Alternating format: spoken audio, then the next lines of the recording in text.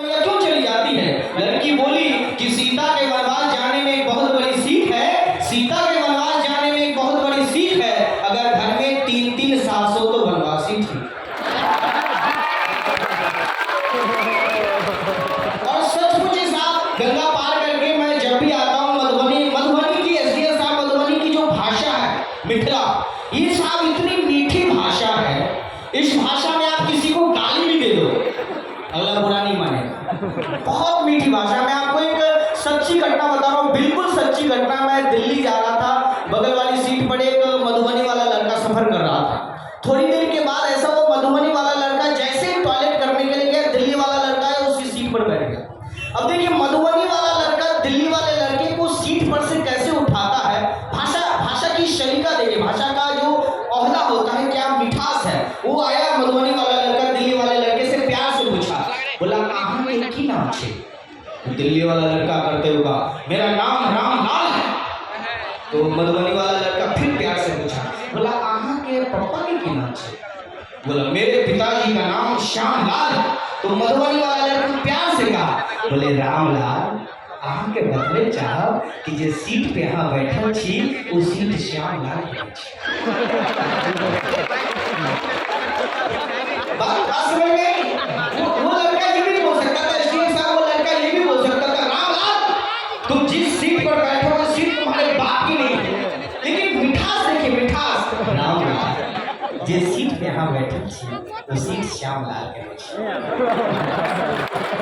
ये सिर्फ मिथिला में हो सकता है और मैथिली में हो सकता है। जोरदार तालियां हो जाए अपनी भाषा के लिए, जोरदार तालियां बजाएं।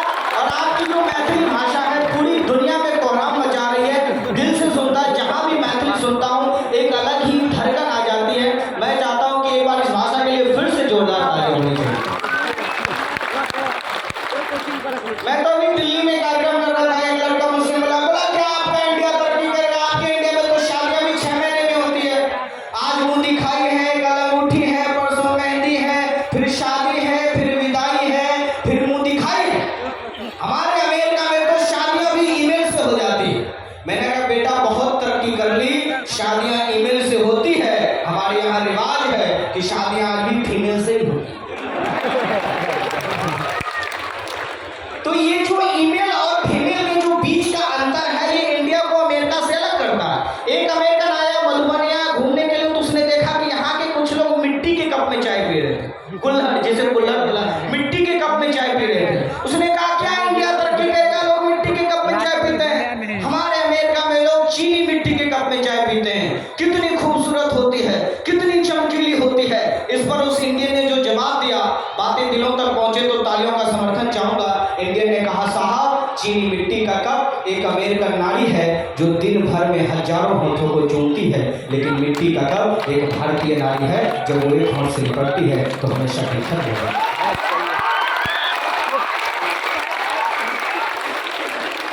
ये भारत की सभ्यता है साहब, ये भारत की संस्कृति है। और मैं जहां भी जाता हूं पूरी दुनिया में कहीं भी जाइए, भारत का गुणगान कीजिए, भारत का। और यहाँ पर सभी मैं चाहता हूं कि जितने भी पुलिस ऑफिसर, सारे पुलिस ऑफिसर के एक बार जोरदार तालियां हो जाए। क्यों ताली मैं इसलिए बजाऊं क्योंकि सर कोरोना के समय सर 2 ही लोगों ने हमारा ध्यान रखा, पहला डॉक्टर, दूसरा पुलिस। डॉक्टर साहब जब इंजेक्शन लगाते थे तो पूछते थे बेटा पहली इंजेक्शन कहाँ लगवाए? पुलिस वाले सर कुछ नहीं पूछते थे, जहां जगह मिले वही ठोकते थे। और इनके डंडे का भी परिणाम है कि कोरोना जैसी महामारी से इतनी जल्दी निजात पाए। तो इनके डंडे के लिए कहना चाहूंगा कि अगर नहीं चलता इनका डंडा, अगर नहीं चलता इनका डंडा तो हम नहीं गाड़ पाते कोरोना से निजात का झंडा। एक बार जोरदार। एक शायरी में तमाम पुलिस ऑफिसर के लिए, तमाम सैनिकों के लिए जो रात दिन हमारी रक्षा करते हैं, कि देश के लिए कुछ करना है ये ठान कर खड़ा है, बंदूकों के आगे यारों सीना तान कर खड़ा है। सभी सैनिकों के लिए कह रहा हूं जो रात दिन हमारी रक्षा करते हैं सरहद पर, कि देश के लिए कुछ करना है ये ठान कर खड़ा है, बंदूकों के आगे यारों सीना तान कर खड़ा है। और सुकून से सोता है कोई परिवार वाला ये सोचकर, सुकून से सोता है कोई परिवार वाला ये सोचकर कि गली में कोई पुलिस वाला उसे अपना मान कर खड़ा है गली में। लेकिन सर एक बात सर मैं बताना चाहूंगा, इसलिए सब पुलिस वालों समस्या है। वो कहीं सिविल ड्रेस में चले जाए रेड वेड मारने के लिए, तो उनकी एक अलग ही परेशानी है। हमारे गांव में सर एक जबरदस्त घटना घट गई। एक दारोगा जी को कुत्ते ने काट लिया। 12 बजे रात को ड्यूटी से आ रहे थे तो कुत्ते ने काट लिया। मैंने कहा दारोगा जी आप तो दारोगा हैं, आपको कुत्ते ने कैसे काट लिया? बोले वो वर्दी में नहीं थे ना। वर्दी में रहने के बाद कुत्ता तो क्या कुत्ते का बाप भी नजर नहीं आता। तो ये वर्दी की ताकत है साहब। जब पुलिस ऑफिसर वर्दी में निकलते तो कुत्ता बिल्ली चोर चुहार कोई नजर नहीं आता। एक बार वर्दी के लिए जोरदार तालियां हो जाएगी, वर्दी के लिए।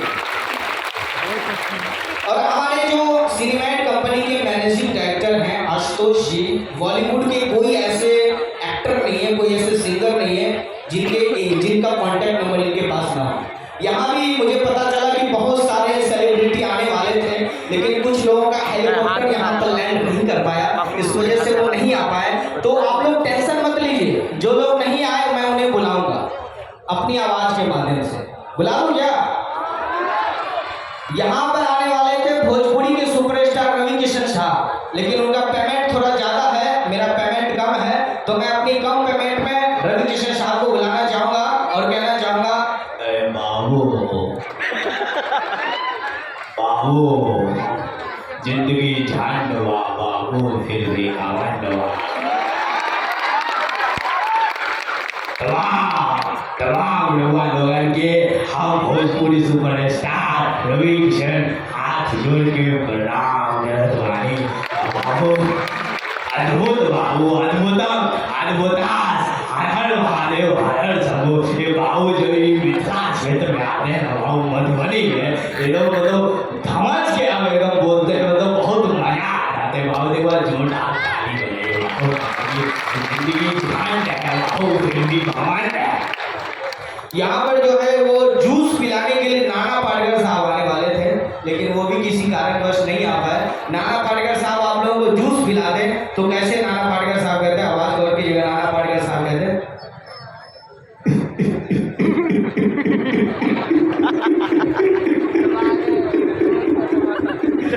अरे छोटा 5 का मिलेगा, बड़ा 10 का मिलेगा। छोटा 5 का मिलेगा, बड़ा 10 का मिलेगा। सब तेरे को मिलेगा, मेरे को क्या मिलेगा? बहुत ये मिल्क शेक किसका? एक लड़का आया, सर मैंने बनाना बोला था।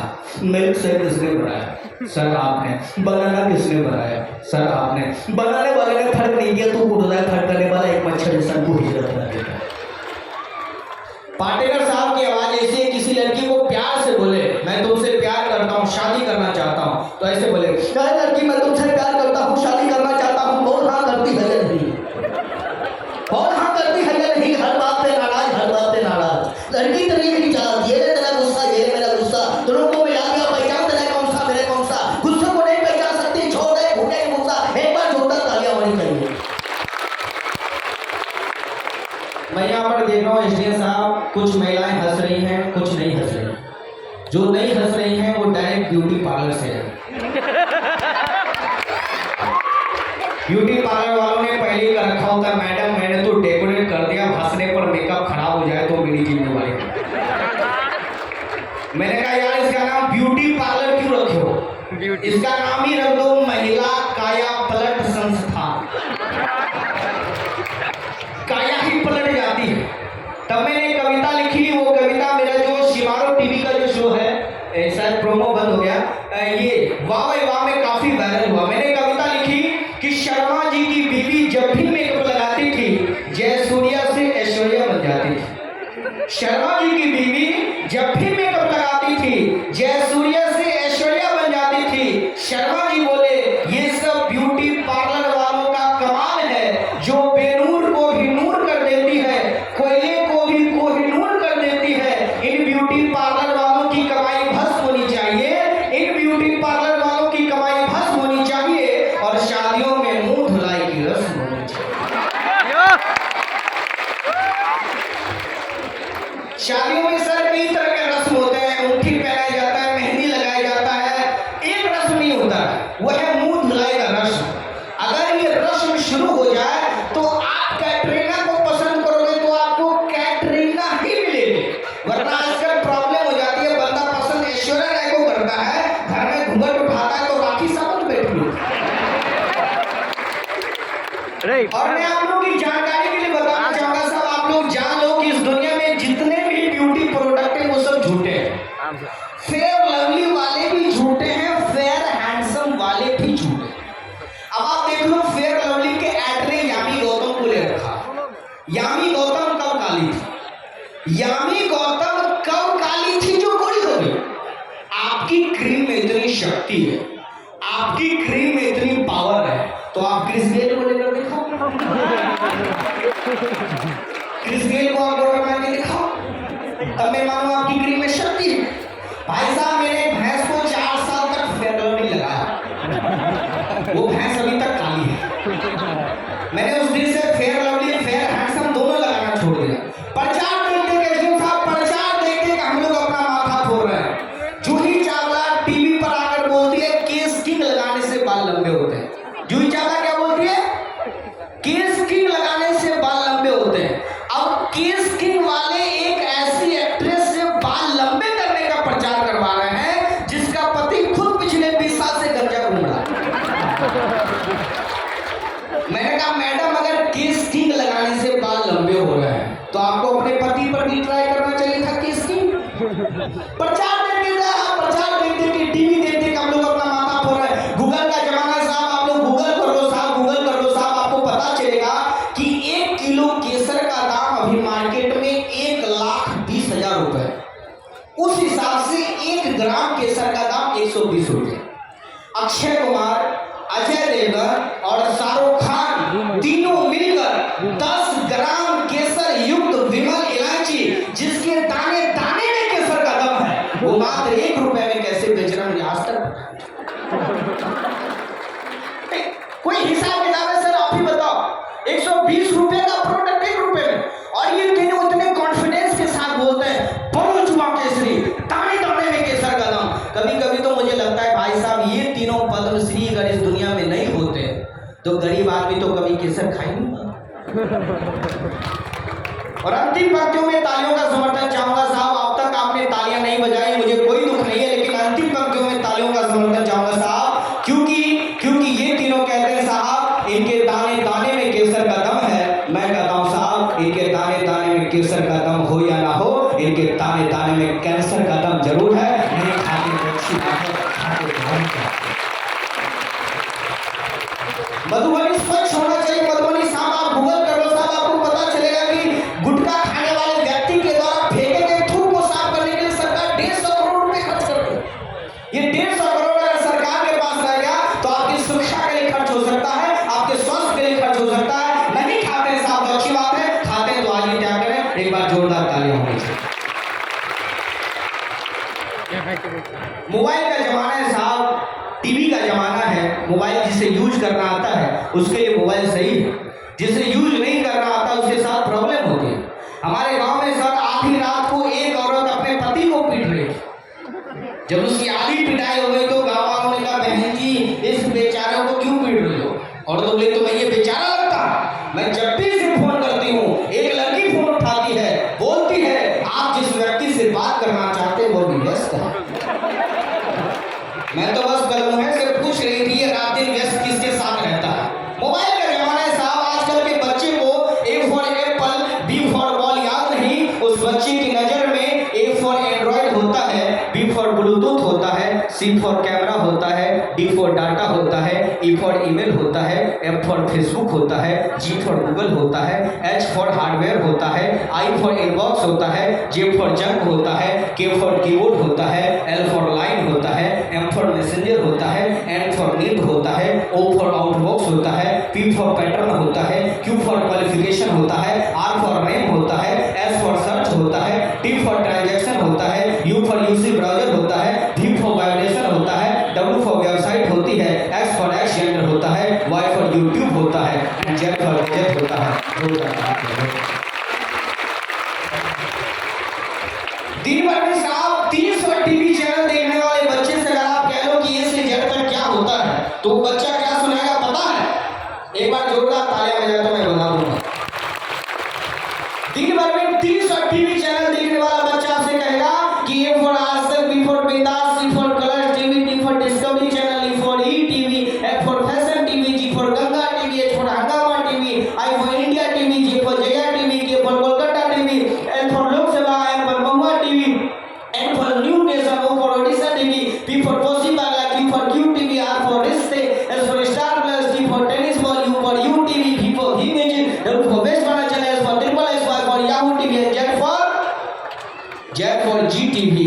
पसंद करती है सबकी।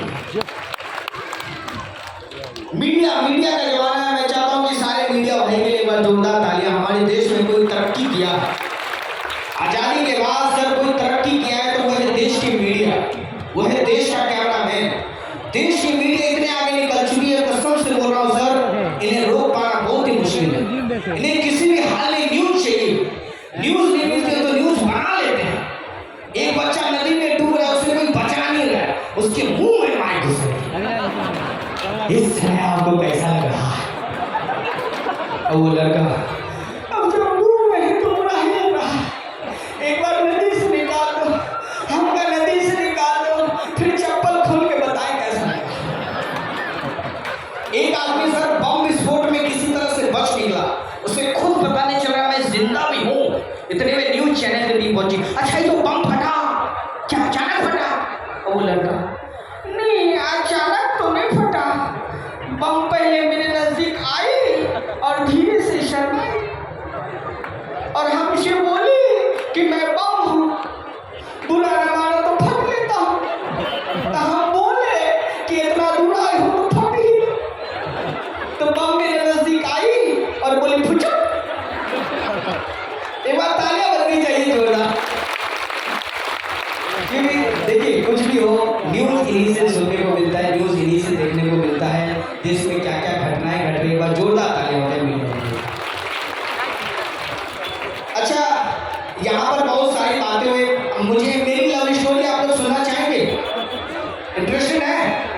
मैं सर एसडीएम साहब में पढ़ने लिखने में बहुत ही तेज था, क्लास में सर बहुत ही तेज था, क्लास में सर हमेशा फर्स्ट आता था। मेरे साथ एक लड़की पढ़ती थी, वो हमेशा सेकंड आती थी। 4 साल तक ऐसा ही चलता रहा, मैं फर्स्ट आता रहा, वो सेकंड आती रही, मैं फर्स्ट आता रहा, वो सेकंड आती रही। 5वें साल लड़की परेशान होकर मुझसे बोली सौरभ एक काम करते हैं, तुम इस बार सेकंड आ जाओ, मुझे फर्स्ट आने दो, अगर ऐसा हुआ तो मैं तेरे साथ डेट पर चलूंगी। सुनिएगा, बहुत अच्छी लव स्टोरी। बोली मैं तेरे साथ डेट पर चलूंगी। मैंने सोचा यार इतने साल फर्स्ट आकर मैं कौन सा IPS बनूंगी, 1 साल सेकंड आने पर अगर लड़की डेट पर जा रही है तो प्रॉब्लम क्या है। डील फाइनल हुई, अगले साल लड़की फर्स्ट आई और मैं फेल हो गया। लड़की मेरे पास आई, बोले सौरभ मैंने तुम्हें सेकंड आने को बोला, तू फेल क्यों हो गया? अब एक बिहारी का जवाब अच्छा लगे तो तालियों का समर्थन जाओ, और बिहारी का जवाब सुनिए। मैंने कहा जाने मन, मैं गणित का सीधा साधा विद्यार्थी हूँ और मैंने सीधा हिसाब लगाया कि जो लड़की मेरे सेकंड आने पर मेरे साथ डेट पर जा सकती है वो मेरे फेल होने पर क्या करे। मतलब सेकंड आने पर डेट पर जाने, फेल होने पर शादी तो जरूर करेगी। बोली शादी?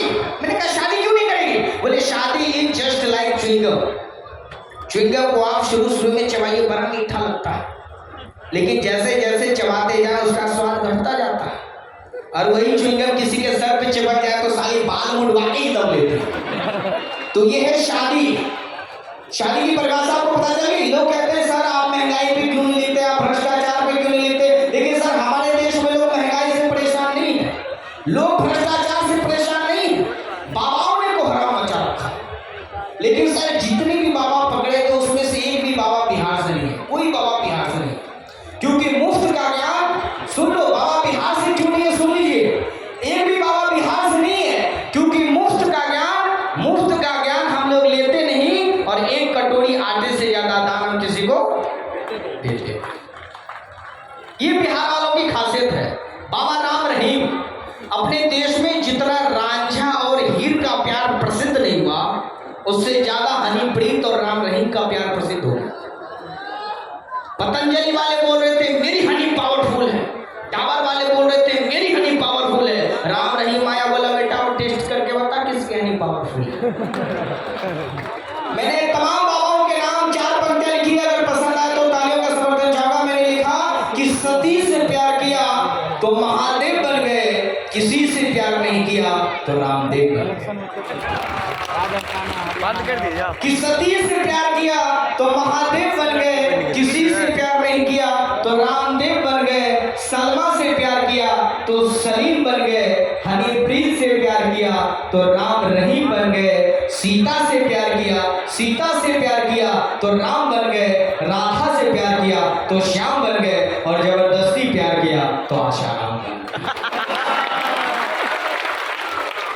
बाबाओं ने सर को आराम मचा रखा है। दिल्ली में बाबा मुझसे बोले बेटा एक बार आशीर्वाद ले लो, एक बार आशीर्वाद ले लो बेटा, तुम्हें स्वर्ग की प्राप्ति हो जाएगी। मैंने कहा बाबा जी मुझे स्वर्ग की प्राप्ति हो जाएगी तो दिल्ली की आधी धरती आपको दान कर दूंगा। बाबा बोले बेटा दिल्ली मुझे दान कर देगा, दिल्ली तुम्हारे बाप का है। मैंने कहा बाबा जी स्वर्ग का प्लॉट आप यहीं से बुक कर रहे हो, स्वर्ग के आपके दादाजी का है। कुछ भी नहीं है सर, मैं बाबा रामदेव जी का बहुत बड़ा फैन हूँ। बाबा जी ने मतलब पतंजलि का दिल खोल के प्रचार किया। पतंजलि का लगभग हर प्रोडक्ट आ गया मार्केट में, बस बाबा जी को पतंजलि विष बनाना बाकी रह गया।